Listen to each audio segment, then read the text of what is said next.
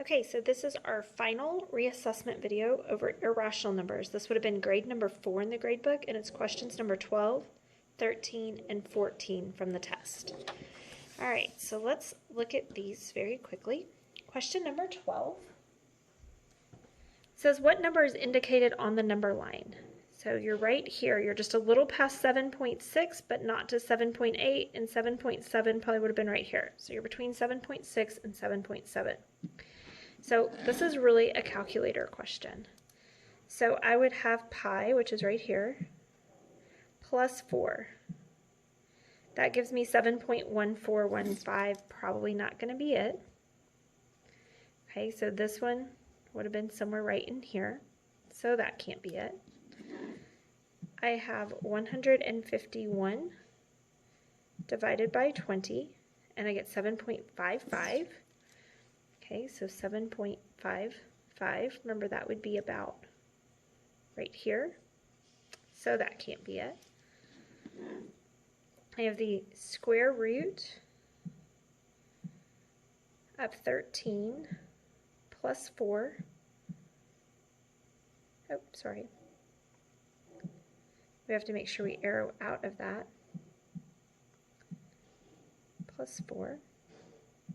7.6055, 7.60, sorry, 55. That has some pretty good possibility for being right there, so this one's looking pretty good. And then 7.8 repeating, remember this is going to be 7.8888 forever. Well, that's going to be like over here somewhere. So C is my correct answer. Okay. All right, let's look at question number 13. I know question number 13 caused some issues for some people. Remember we talked about that the area of a square is length times width. That's where this comes into play. So the area and the side of various squares are shown below. So this says side is 4 area. That means 4 times 4, side times side, equals 16. 5 times 5 equals the 25. 6 times 6 equals 36. So what they're asking is, what would be the length of the side of a square with an area of 70? So something times itself equals 70. Okay, so there's a couple ways we can do this. The ideal way is that you do it with a square root. Okay, so the square root of 16 is 4. The square root of 25 is 5.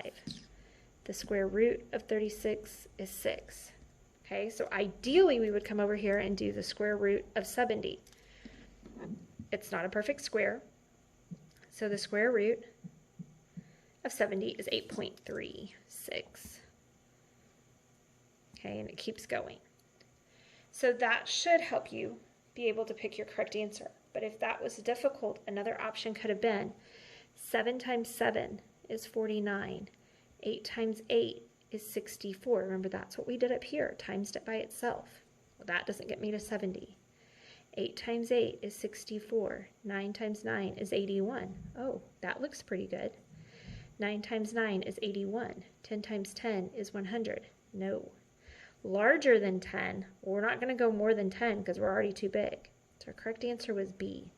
Whether you chose to find it as the square root and realize that this number is between 8 and 9, or figure out these squares that 8 times 8 is 64 and 9 times 9 is 81.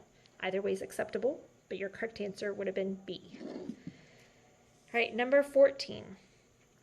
Which of the following numbers would make 9 is less than x, which is less than 10, a true statement? So basically, x is sitting here between, if we're on a number line, we have 9 and 10, and x is somewhere in the middle, okay, and we want to know what that is.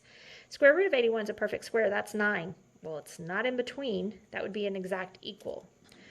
4 times pi, so 4, pi is right here on my little carrot top, and that's 12.56. And a whole lot more numbers. Well, that'd be like over here, so that doesn't work.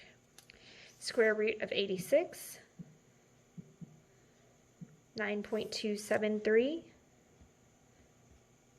So that has some really good possibility. It fits right in between 9 and 10, but we always go ahead and check the last one.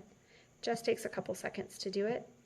And 88 over 7, or 88 divided by 7, is 12.57. Continuing on.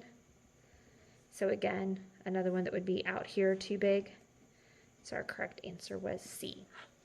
All right, so make sure that you've shown some work, that you've taken some notes, and that you submit a picture of that on the assignment for this page. Hope that helps you get ready for your reassessment. Let me know if you have any questions. Bye.